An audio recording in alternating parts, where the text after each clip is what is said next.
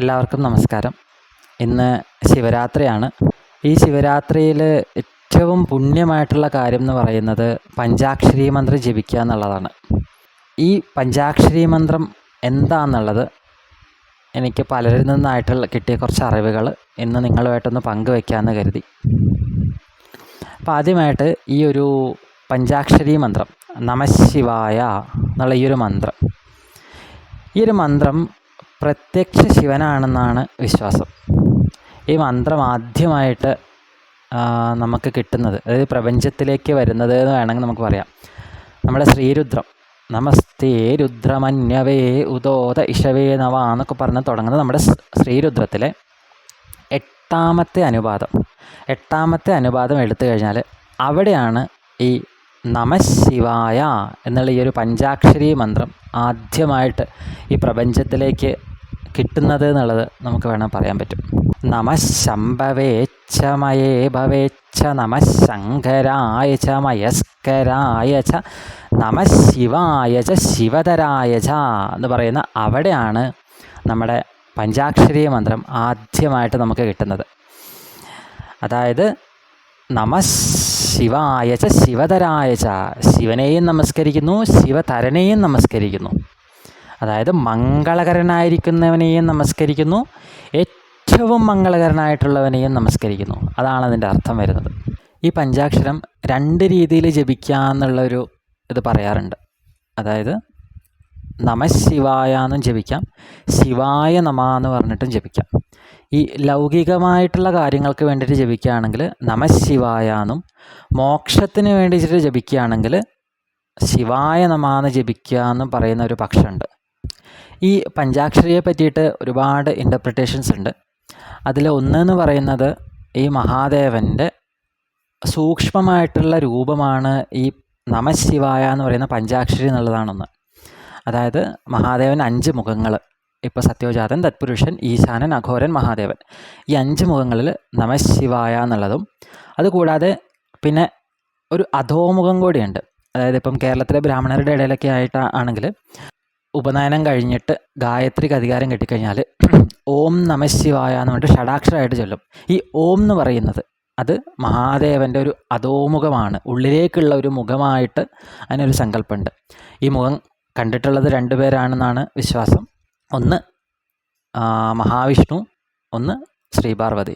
നമഃശിവായ എന്ന് പറയുന്ന ഈ പഞ്ചാക്ഷരിയിലെ ന നാരായണൻ, മ ഉമ, അങ്ങനെ നാരായണനും ഉമയും, അങ്ങനെയുള്ള ശിവൻ. പിന്നെ യ എന്ന് പറയുന്നത് യകാരം, ലയിക്കുക, പ്രപഞ്ചത്തിൽ ലയിക്കുകയാണ്. അങ്ങനെ നമഃശിവായ എന്ന് പറഞ്ഞിട്ടുള്ള ഒരു ഇത് പറയാറുണ്ട്. ഈ ശിവൻ എന്ന് പറഞ്ഞു കഴിഞ്ഞാൽ രൂപമില്ല, ശിവൻ അരൂപിയാണ്. അതായത് ശിവൻ്റെ രൂപത്തിൻ്റെ പകുതി മഹാവിഷ്ണു കൊണ്ടുപോയി ശങ്കരനാരായണനായി, മറ്റൊരു പകുതി ഉമ കൊണ്ടുപോയിട്ട് ആരായി, അർദ്ധനാരീശ്വരനായി. അപ്പോൾ രൂപമില്ലാത്ത ഒരു അവസ്ഥയാണ് ശിവൻ എന്ന് പറയുന്നത്. ശിവൻ അരൂപിയാണ്, 5 മുഖങ്ങളും ഒരു അധോമുഖവും തൃക്കണ്ണുകളോടും കൂടിയിട്ടുള്ള ശിവൻ. തൃക്കണ്ണെന്ന് പറയുമ്പം അഗ്നി, സൂര്യൻ, ചന്ദ്രൻ. ഇപ്പം പലരുടെ ഇടയിലുള്ളൊരു വിശ്വാസമാണ് ഈ ഒരു അഗ്നി എന്ന് പറയുന്നത്, ഈ തൃക്കണ്ണ് എന്ന് പറയുന്നത്, ഇത് തുറന്നു കഴിഞ്ഞാൽ അഗ്നി വന്ന് ചുട്ട് ചാമ്പലാക്കും എന്നൊക്കെ ഉള്ളതാണ് നമ്മൾ കേട്ടിട്ടുള്ളത് അല്ലേ. കത്തിച്ച് കളിയുക അല്ലെങ്കിൽ ചുട്ട് ചാമ്പലാക്കുക എന്നുള്ളൊരു അവസ്ഥയല്ല സത്യം പറഞ്ഞു കഴിഞ്ഞാൽ അവിടെ വരുന്നത്. അവിടെ അറിയേണ്ട കാര്യം എന്താണെന്ന് വെച്ച് കഴിഞ്ഞാൽ ഈ മഹാദേവൻ ഈ തൃക്കണ്ണ് തുറക്കുക എന്ന് പറഞ്ഞാൽ ഇത് അറിവാണ്. ഈ മഹാദേവൻ എന്ന് പറയുന്നത് ബ്രഹ്മമായിട്ടുള്ളൊരു അവസ്ഥയാണ്. അപ്പോൾ ഈ തൃക്കണ്ണ് തുറന്ന് തന്നെ നോക്കുക എന്ന് പറഞ്ഞു കഴിഞ്ഞാൽ തന്നെ ആ നോക്കിയ ആളെയും കൂടെ ബ്രഹ്മമാക്കുക, അതായത് അവരെയും കൂടെ തന്നിലേക്ക് ശിവനാക്കി മാറ്റുക, ശിവനിലേക്കുള്ള അവസ്ഥയിലേക്ക് എത്തിക്കുക എന്നുള്ളൊരു അവസ്ഥയാണ് വരുന്നത്. അതായത് ശിവൻ കണ്ണ് തുറന്ന് നോക്കിക്കഴിഞ്ഞാൽ ചാരം പോലും അവിടെ അവശേഷിക്കില്ല എന്നാണ് പറയുക. അതായത് ശിവനായിട്ട് മാറി എന്നാണ് പറയുക. ആ ഒരവസ്ഥയിലേക്ക് നോക്കുന്നതാണ് ഈ തൃക്കണ്ണ് തുറന്ന് നോക്കുക എന്നുള്ളത്. അതായത് ശിവനായി മാറിക്കഴിഞ്ഞാൽ, ശിവൻ എന്ന് പറയുന്നത് പരമമായിട്ടുള്ള ബ്രഹ്മമാണ്.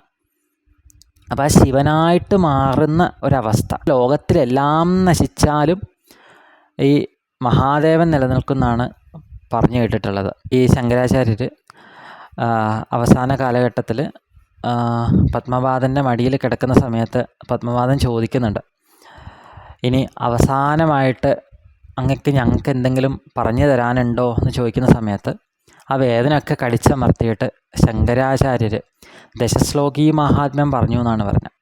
ആകാശമല്ല, ഭൂമിയല്ല, വായുവല്ല, ജലമല്ല, അഗ്നിയല്ല, അച്ഛനല്ല, അമ്മയല്ല, കല്ലല്ല, മരമല്ല, സമുദ്രമല്ല, അങ്ങനെ പറഞ്ഞ് ആരാണ് ഞാൻ? ഏഹോവശിഷ്ട ശിവകേവലോഹം എന്നാണ് പറയുന്നത്. അതായത് എല്ലാം നശിച്ചവശേഷിക്കുന്ന ശിവനാണ് ഞാൻ, ശിവനാണ് ഞാൻ എന്ന് പറഞ്ഞിട്ടാണ് ആ ജീവൻ വെടിയുന്നതെന്നാണ് പറഞ്ഞു കേട്ടിട്ടുള്ളത്. അങ്ങനെ ആ പരമമായിട്ടുള്ള ബ്രഹ്മാവസ്ഥയിൽ നിൽക്കുന്ന ആ മഹാദേവനെ, ദിവ്യം എന്ന് പറഞ്ഞു കഴിഞ്ഞാൽ പ്രകാശം, അങ്ങനെ ആ മഹാദേവനെ, ആ പ്രകാശത്തിൻ്റെ ആ ഒരു വലിയ കൊടുമുടിയിൽ നിൽക്കുന്ന ആ മഹാദേവനെ നമുക്കെന്ത് ചെയ്യാം? ഈ ശിവരാത്രി ദിനത്തിൽ സ്മരിക്കാം.